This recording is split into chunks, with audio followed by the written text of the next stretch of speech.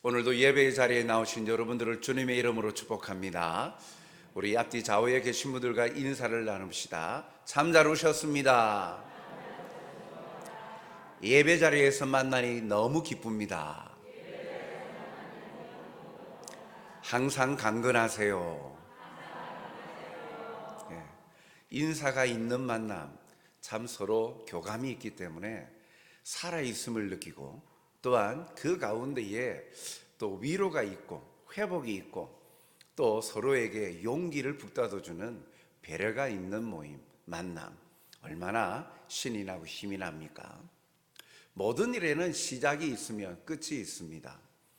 2022년을 시작하였는데 2022년을 얼마 전, 2주 전에 벌써 한 해가 지나갔습니다. 그런데 정신없이 한 해를 마감했는데 벌써 2023년도 시작한 지 두 번째 주일을 맞이하게 되죠.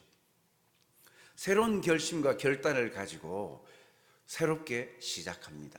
그런데 그 결심과 결단이 끝까지 이루어지고 나중에 성취감을 가질 때 얼마나 기분이 좋겠습니까?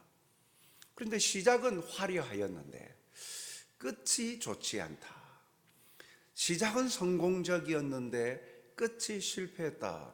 그러면 그 한 해가 돌아볼 때 많은 아쉬움과 안타까움으로 가득 채워질 것이죠. 모든 일이 그렇습니다. 마지막이 참 좋죠. 마지막이 중요합니다. 마지막에 어떤 자리에 어떤 결과를 가지고 오는가, 그것이 사실 그 모든 과정들 위로도 되죠. 그래도 열심히 살았잖아. 그래도 열심히 맡은 바 일을 성실히 하였잖아. 그것에서 만족하고 위로를 얻으려 하지만 눈앞에 손에 쥐어진 결과를 볼 때 참 쓰라린 마음을 어쩔 수 없죠. 그러나 눈앞에 놓여진 결과와 또한 손에 잡힌 결과가 성공적이라면 얼마나 그 인생이 기분이 좋고 행복하겠습니까? 그리스도인, 성도의 삶의 마지막은요, 성공자, 승리자, 영광의 면류관을 얻는 하나님의 멋진 백성임을 믿으시길 바랍니다. 오늘 말씀에 그렇게 나와 있어요. 그런데 그 과정들이 참 녹록지 않습니다. 승리하고 성공적인 삶을 살았다, 영광의 면류관을 우리가 쓰게 될 것인데, 그 인생의 여정이 순간순간 영광의 시간들로 채워지면 좋겠는데 그렇지 않고 우리의 결단과 우리의 결심을 무너뜨리게 하는 일들이 참 많다라는 것을 보게 되어집니다. 오늘 본문에는 이 신약 성경, 모든 성경의 마지막 성경책에 기록되어져 있는 요한계시록입니다.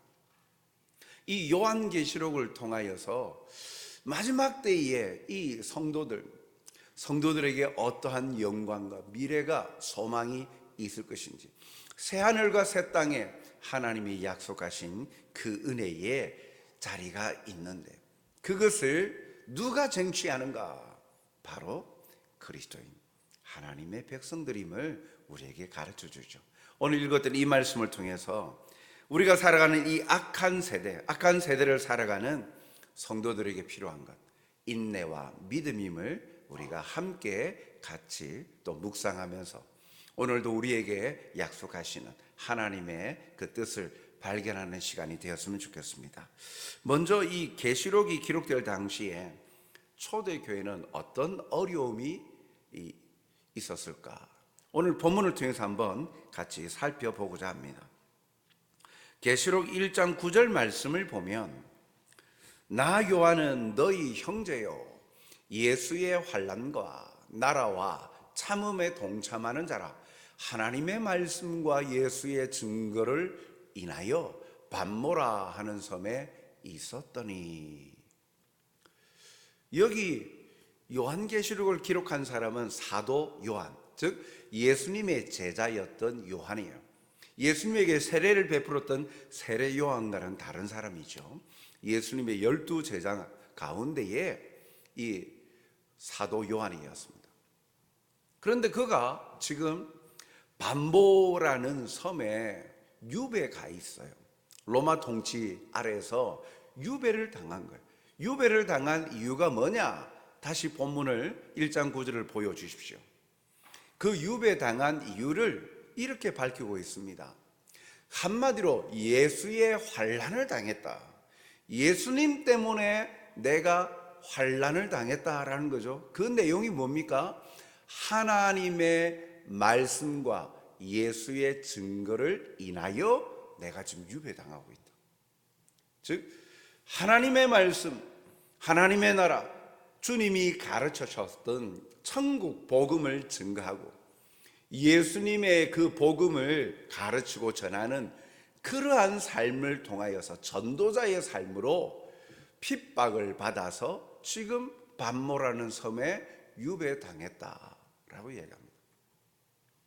이 사도 요한이 지금 유배당하여서 그곳에서 계시로 보여주는 장차 있을 일과 또한 이전에 있었던 일들, 되어질 일들에 대해서 환상으로 보여준 것들을 기록한 내용이죠. 그렇습니다. 사도 요한이 자기가 이렇게 포로로 이 유배를 당하고 있는 것과 같이 그때의 교회들이 이러한 핍박을 받았습니다.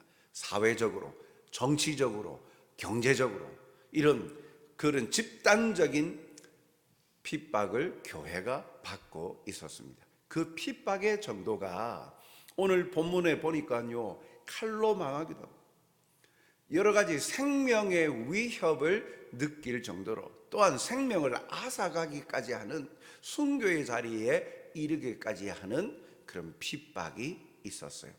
특정 세력이 아니라 온 사회가 로마 통치 아래에 있을 때에 사회를 반하는 세력이다. 그래서 이 그리스도인들을 집단적으로 핍박하였죠. 그 당시에 이 소아시아 전체에 큰 핍박이 있었는데 가장 큰 그 핍박의 이유 중에 하나가 로마 황제 숭배 때문이었습니다. 당시 로마가 통치하고 있는 그 당시에는요, 도시마다 로마 신화에 나오는 인물들, 그 신을 섬기는 신전들이 굉장히 많았어요. 그 가운데에 로마 황제의 신전도 있고 로마 황제를 태양의 아들로서, 태양의 신으로서 함께 숭배하는 문화가 팽배했던 시대였습니다. 아마 성지 순례, 이 터키나 이런 지역들을 가면 도시마다 신전들이 많아요. 아폴로 신전, 제우스 신전, 아데미 여신전, 곳곳에 신전들이 그 도시 안에 참 많아요. 문화죠, 문화.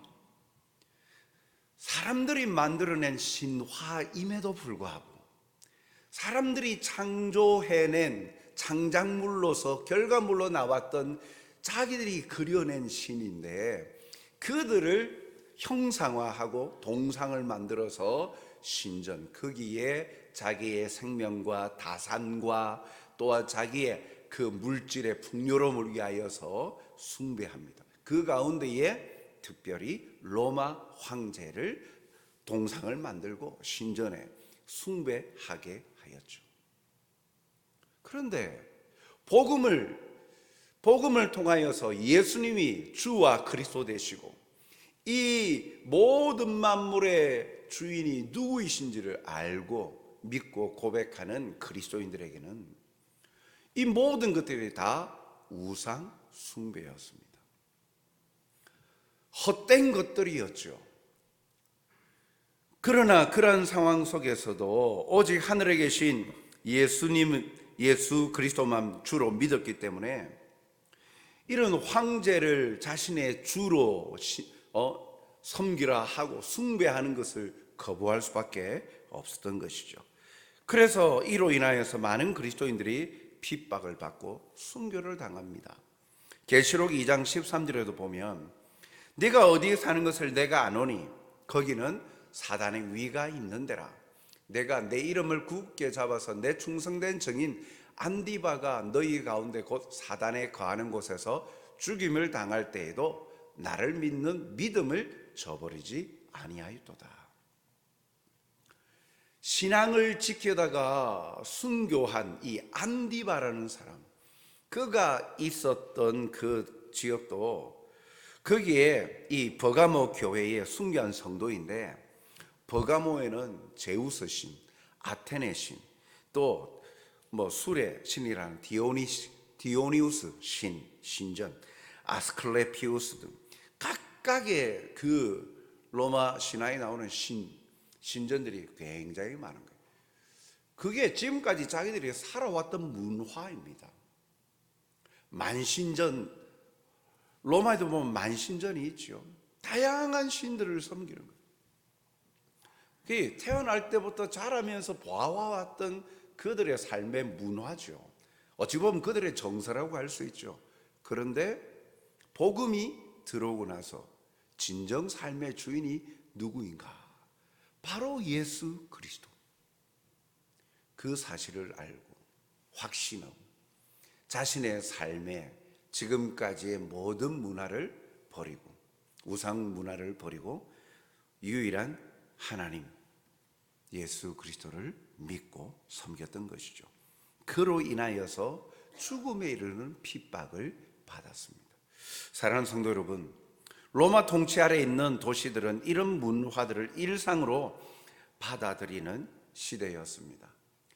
그런 시대에 예수님을 믿는다는 것은 그 시대에 반하는 행동이죠. 그래서 드러날 수밖에 없는 거예요. 눈에 띌 수밖에 없는 거예요. 일상적으로 행하는 것을 거부하고 색다른 것을 뭔가 믿고 섬기는 모습을 보일 때 눈에 보일 수밖에 없는 것이죠. 일반적인 대다수의 사람들이 섬기고 신앙하는 것을 거부할 때 별종으로 여기지 않겠습니까? 집단적인 핍박과 압박이 들어오는 거예요. 그곳에서 생활하는 것도 힘들 정도로 핍박을 가합니다. 그럼에도 이들은 신앙을 지켜내고 있습니다. 오늘날 우리는 어떻습니까? 물론 우리에게는 종교의 자유가 있습니다. 그렇다고 다들 종교에 대해서, 우리가 가지고 있는 신앙에 대하여서 존중해주고 인정해줍니까? 흔히 말하는 민족적인 정서나 문화 속에 배어있는 이 조상에 대한 예나 효를 이야기하면서 행하는 제사의식들은 아직까지도 강요되고 있죠. 같은 신앙 고백을 가지는 믿음의 가정이면 모르겠지만 그렇지 않는 가정들 안에서는 여전히 제사의식과 그와 관련되어진 문화적인 의무를 요구하고 있습니다. 이에 반하는 신앙을 말할 때는 불효자로, 사회의 이단자로 여깁니다. 이런 우상 문화 속에서 예수님을 믿는 신앙을 지킨다는 것은 쉽지 않습니다. 그럼에도 참된 주인이시고 소망이신 예수님을 의지하며 믿음을 지켜서 주님의 기쁨이 되는 행복의 길을 선택하는 성도들이 다 되시길 주님의 이름으로 축복합니다. 헛된 길을 쫓아가는 자가 아니라 확실하고 분명한 것을 붙잡는 자가 되어야 되죠. 요한은 이 계시록을 통하여서 성도들이 어떠한 삶을 살기를 원하고 있습니까? 성도는 인내로 믿음을 끝까지 지키며 사는 자이됨을 말씀하고 있어요. 계시록 13장 10절 오늘 본문에 보니까 사로잡는 자는 사로잡힐 것이요 칼로 죽이는 자는 자기도 마땅히 칼에 죽으리니 성도들의 인내와 믿음이 여기 있느니라. 성도들의 인내와 믿음이 여기 있다. 성도들은 인내와 인내로서 믿음을 끝까지 지키며 사는 자들임을 말씀하고 있어요. 왜요? 성도들이 살아가는 세대가 하나님을 인정하지 아니하고 거부하는 악한 세대에 살아가고 있기 때문이죠. 요한은 극심한 이 핍박 가운데에서도 성도들이 인내로 믿음을 끝까지 지키며 살 것을 말합니다. 이는 성도들에게 신앙을 저버리게 만드는 환란이 계속 반복적으로 이어져 갈 것을 반증하고 있는 것이에요. 그냥 예수님을 믿는 순간 이제 나는 자유하고 평안히 사는 것이 아니라 내가 살아가는 삶의 연장은 전부 하나님을 거부하고 또 하나님을 대적하는 문화이기 때문에 그 가운데 살아가기 때문에 끊임없는 핍박과 환란이 있다라는 사실이에요. 계시록이 기록된 목적이 환란 가운데 있는 교회의 성도들을 위로하고 끝까지 믿음을 지키도록 격려하는 내용입니다. 마지막 승리의 순간을 보여주면서 새 하늘과 새 땅을 소망하게 하기 때문이죠. 성도가 세상에서 핍박 가운데에서도 인내하고 믿음을 지키면 영광의 승리를 맛보고 누릴 것이기 때문입니다. 그래서 계시록은 교회가 반드시 승리할 것을 강조합니다. 교회는 악한 세대, 세상과 싸워서 궁극적으로 승리할 것인데 그 이유는요, 바로 예수 그리스도께서 하늘 권세 잡은 이 사탄의 권세를 무너뜨리고 승리하실 것이기 때문이죠. 그래서 요한은 계시록을 통해 세상의 마지막 전쟁에서 누가 승리할 것이라 말합니까? 계시록 11장 15절 보니까 일곱째 천사가 나팔을 불매 하늘에 큰 음성들이 나서 가로되 세상 나라가 우리 주와 그 그리스도의 나라가 되어 그가 세세토록 왕노릇 하시리로다. 세상 나라가, 모든 나라가 어떻게 된다고요? 마지막 날 우리 주와 그리스도의 나라가 된다. 주님의 나라가 된다. 그리고 주님께서 영원토록 왕으로서 통치자로서 임하신다 라고 말씀하는 것이죠. 그래서 그리스도는 승리자요 정복자로 나타납니다. 요한은 세상의 마지막 전장에서 예수님이 승리할 것이고 그 예수님을 믿는 하나님의 백성 그리스도인들이 진정한 승리, 영광의 면류관을 얻게 될 것이다 라고 말씀하면서 환난 속에 있는 성도들을 격려하고 있는 거예요. 힘들지, 아프지, 그러나 이게 끝이 아니야. 마지막에 진정 웃을 자, 승리자가 바로 우리란다. 바로 우리의 주 되신 예수님이 승리자요 영원한 왕이시기 때문이야. 그러니 힘내고 흔들리지 말고 인내하면서 믿음을 지켜 끝까지 가자. 그러면 영광의 면류관을 얻고 영원한 하나님의 나라 안식의 자리에 들어가게 될 것이야. 그 새 하늘과 새 땅이 우리를 위하여서 예배되어 있어. 힘내자. 이런 내용이 요한계시록 전반에 흐르고 있다라는 것이죠. 그래서 이 땅을 살아가면서 예수님 믿는 것 때문에 부당한 일들을 당하고 나는 해코지 하지 않았음에도 불구하고 다른 사람이 나를 핍박하고 조롱하고 그들에게 어떠한 것도 피해를 입히지 않았음에도 우리를 조롱거리로 만들고 우리를 핍박하고 압제하는 그 이해할 수 없는 이 현실 속에서도 내가 이렇게 사는 게 맞는가? 그리스도인으로 살아간다는 거, 예수님 믿는 게 바른 선택일까? 의구심이 들기까지 하는 그런 힘든 시간 속에서도 견뎌낼 수 있는 것은 바로 약속의 소망이 있기 때문이죠. 그러한 성도들에게 이런 위로의 말씀으로 주시는 거예요. 그래서 성도는 인내로서 믿음을 끝까지 지켜내는 자들이에요. 그리고 영광의 면류관을 받을 자야 라고 말씀하고 있는 거예요.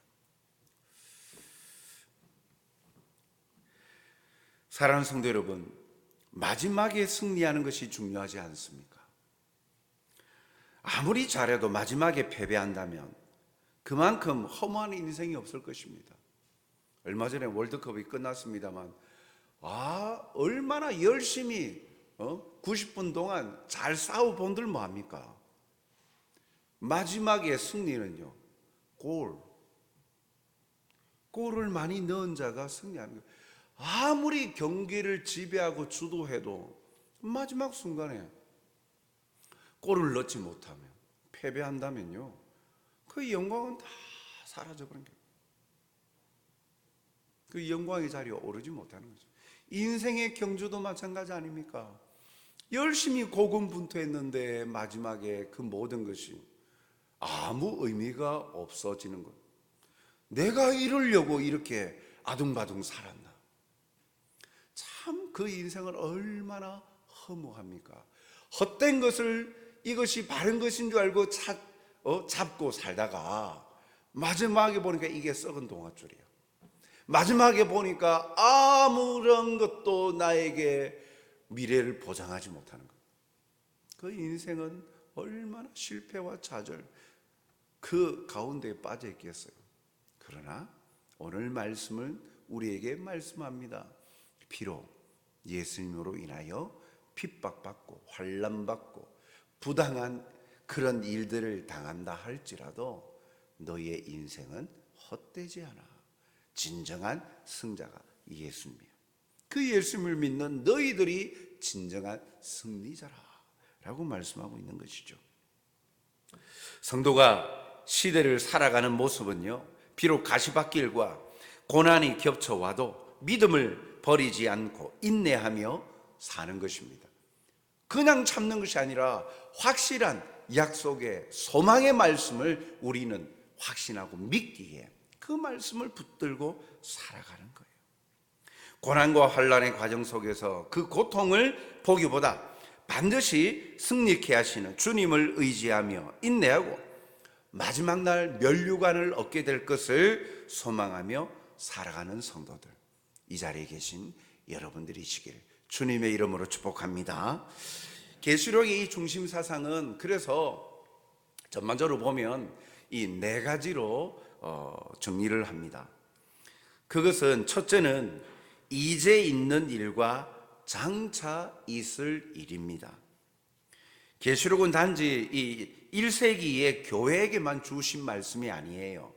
예수님의 초림 이후에 전 시대에 거쳐 있을 세상의 역사의 큰 흐름을 보여주고 또한 우리에게 경고해 주는 책입니다.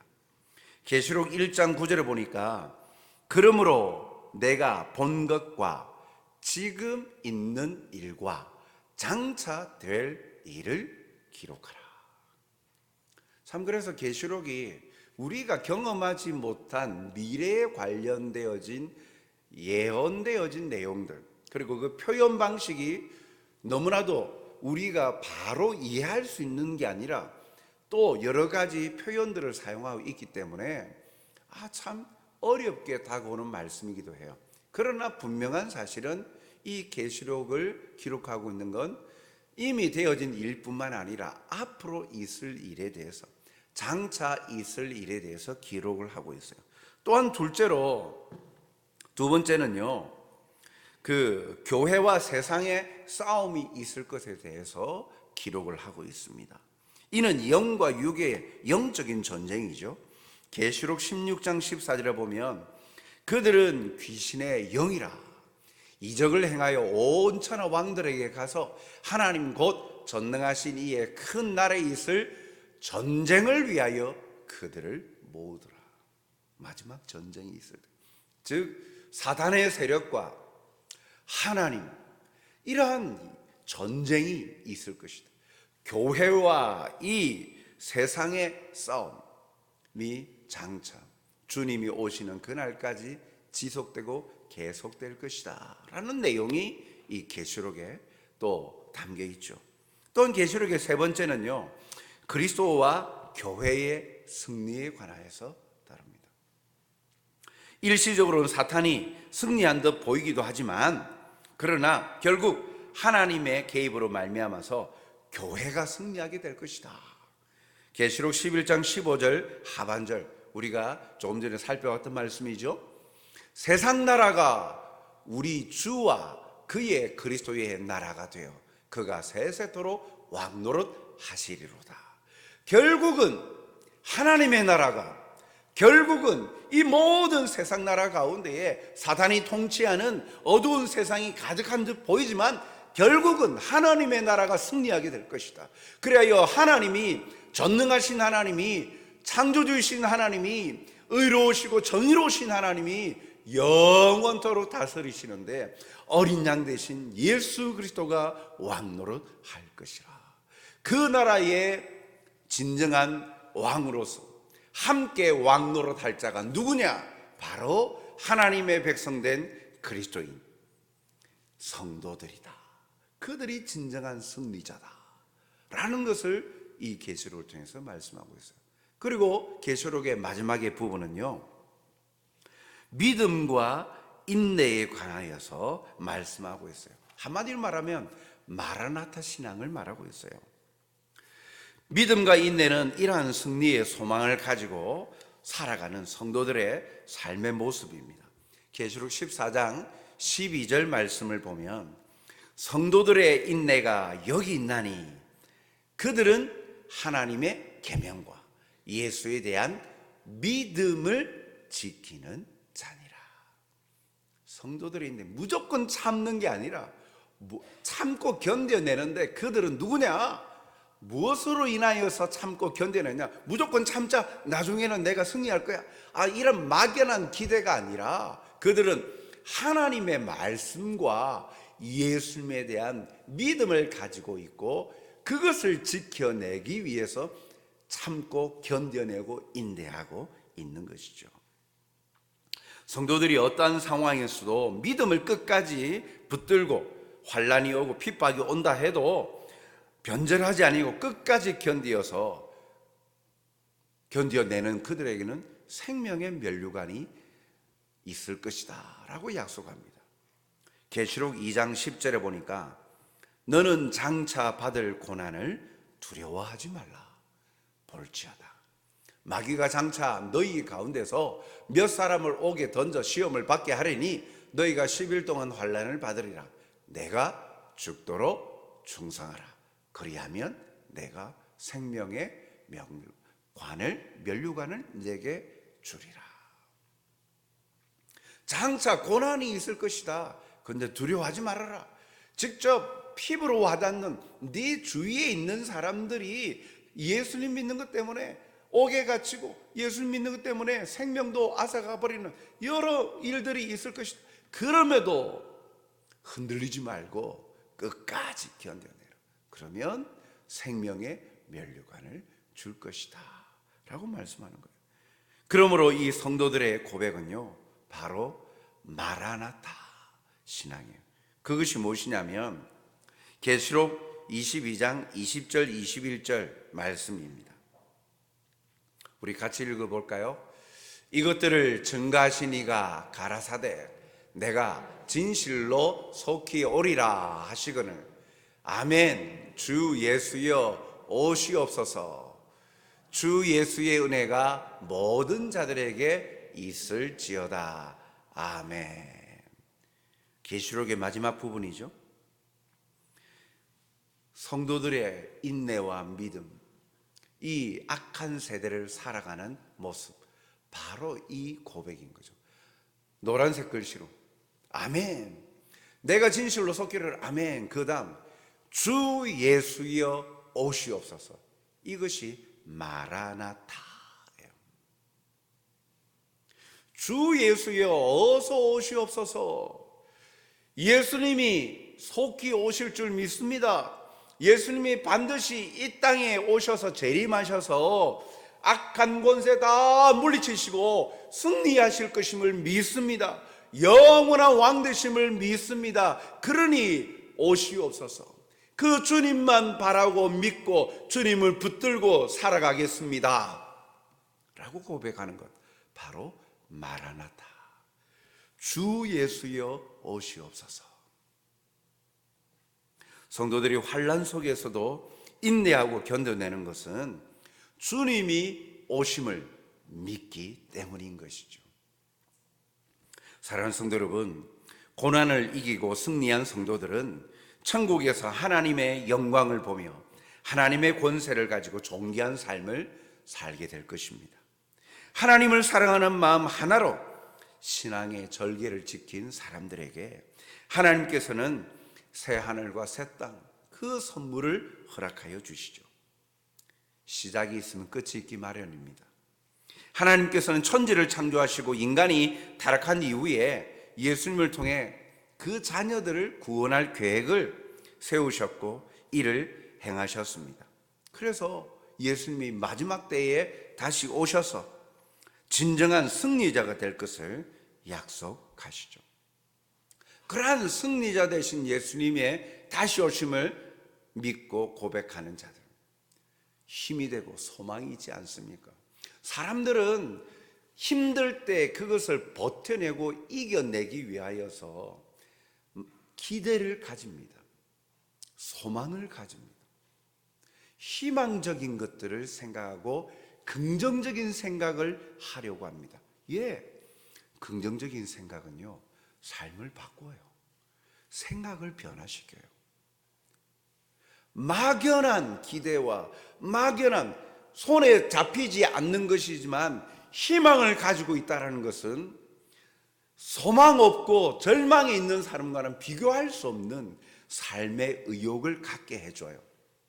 그런데 그 희망이 무엇인지 알지 못하는 막연한 희망만 가져도 그렇는데 확실한 소망, 확실한 약속을 붙들고 살아가는 자는 얼마나 당당하고 힘이 있겠습니까? 그래, 날 힘들게 해봐.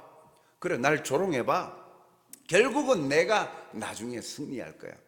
그래, 아프고 힘들지만 그래, 주님이 그러하셨듯 나도 주님을 믿기에 주님의 형상으로서 주님의 향기를 바라며 살아갈 거야. 그래, 이 몸이 다 쓰러지고 갈갈이 찢겨져도 나중에는 영광스러운 몸으로 나를 회복시켜 주실 것이고 비난과 조롱의 자리에서 영광과 존귀함의 자리로 주께서 나를 회복시켜 주실 것을 나는 믿어. 그날이 속히 올 거야. 너희들은 모르지. 나는 알고 있어. 그 사실을 나는 믿기 때문에, 그렇기 때문에 나는 지금 이것을 견뎌낼 수 있는 거야. 확실한 약속을 붙들고 있는 사람은요, 굴하지 않는 거예요. 그것이 바로 이 땅에서 살아가는 성도들의 모습이죠. 마지막으로 이 모든 것을 증가하신 예수님이 말씀하십니다. 다시 계시록 22장 20절 21절 말씀을 보여주십시오. 그 말씀에 이것들을 증가하신 이가 가라사대, 예수님이죠. 예수님이 뭐라고 말씀하십니까? 성도들에게 뭐라고 말씀하십니까? 내가 진실로 속히 오리라. 내가 반드시 너희들에게 간다. 너희들과 함께한다. 그럴 때 성도들의 반응은요, 아멘, 믿습니다. 아멘, 주 예수여 어서 오시옵소서. 사랑하는 성도 여러분, 이 땅을 살아가고 이 악한 세대를 살아가는 그리스도인의 모습, 바로 아멘, 주 예수여 어서 오시옵소서. 주님이 오심을 믿습니다. 주님이 오셔서 영원한 하나님의 나라로 만드시고 씻을 수 없는 그 아픔과 눈물의 그 고통 속에 있는 자들을 치유하시고 회복시키셔서 영광의 면류관으로 씌워주시고 하나님의 나라를 영원한 안식 가운데의 기쁨으로 영원히 왕노릇하게 해주심을 믿습니다. 회복시켜 주시고 영광과 존귀함으로 우리를 세워주실 것을 확신하고 믿습니다. 그런 마음으로 살아가는 것, 그것이 바로 이 악한 세대를 살아가는 성도들의 인내예요. 믿음의 내용인 것입니다. 사랑하는 성도 여러분, 오늘 여러분들이 살아가는 이 삶의 현장에 어떻습니까? 예수님 믿는 것 때문에 격려받고 칭찬받습니까? 예, 진정 행복자입니다. 참으로 놀라운 은혜를 입은 자들입니다. 그러나 반대로 예수님 믿는 것 때문에 압박과 핍박을 받습니까? 그들에게 해코지를 하지 아니하였음에도 불구하고 단지 예수님을 믿는다는 것 때문에 경제적으로 물질적인 피해와 압박을 받습니까? 살아가는 것이 넉넉지 않고 힘든 삶의 자리에 있습니까? 그러나 여러분, 그렇다고 여러분들이 실패자나 낙오자가 아닙니다. 예수님을 붙들고 믿고 신앙하며 지켜내는 자리에 있다면, 하나님을 신앙하는 자라면 여러분들은 절대로 낙오자가 아닙니다. 실패자가 아닙니다. 오늘 약속의 말씀 반드시 말씀하십니다. 진정 승리자라고. 오늘도 이러한 약속의 말씀을 의지하고 살아가는 저와 여러분이 되시길 주님의 이름으로 축복합니다. 사랑과 은혜가 풍성하신 아버지 하나님, 오늘도 우리를 붙드시고 오늘도 우리와 함께 하시며 진정한 약속의 말씀으로 소망 가운데 우리를 살리시는 아버지 하나님, 참으로 감사드리옵나이다. 새해를 시작하였습니다. 새로운 결단과 각오로 시작한 지가 벌써 이제 8일이 지났는데, 그동안에도 또 삶의 현장에서 또다시 예수님을 믿는 우리의 신앙 때문에, 또한 우리의 이 삶의 모습으로 말미암아 여전히 변화되지 않는 어려움과 고통 가운데 살아가는 이들이 참 많습니다. 그리하여 새해에 결심하고 결단하였던 그 각오들이 흐트러져 감을 바라봅니다. 아버지, 용서하여 주시옵소서. 오늘도 이 약속의 말씀을 통하여 환난 중에 있을지라도 인내하며 믿음을 지켜낼 때 진정 승리케 하시며 영광의 면류관을 앉게 하여 주실 약속의 신실하신 주님을 발견하오니, 오늘도 아멘 주 예수여 어서 오시옵소서 고백하며 마라나타 신앙으로 흔들리지 아니하고 주님을 의지하며 주님만을 앙망하며 살아가는 믿음의 자녀들이 되게 도와 주시옵소서. 그리고 속히 임하시고 함께 하셔서 기왕이면 지금 우리를 괴롭히고 힘들게 하고 아프게 하는 이 모든 요소들 제거하여 주시되, 먼저 우리의 마음에 하늘의 평강을 맛보게 하여 주시옵고, 의구심을 가지고 의심하는 것들 다 꺾어버리게 하여 주시며, 약속의 말씀에 힘있게 믿음으로 담대히 말씀을 우리의 신비에 새겨 말씀대로 순복하는 결단과 용기를 우리에게 더하여 주시옵소서. 그리하여 오늘도 함께 동행하시는 주님의 사랑과 전능하신 아버지의 그 놀라운 역사하심과 은혜를 맛보는 행복자들이 되게 도와주시옵소서. 감사하오며 예수님 이름으로 기도하옵나이다. 아멘.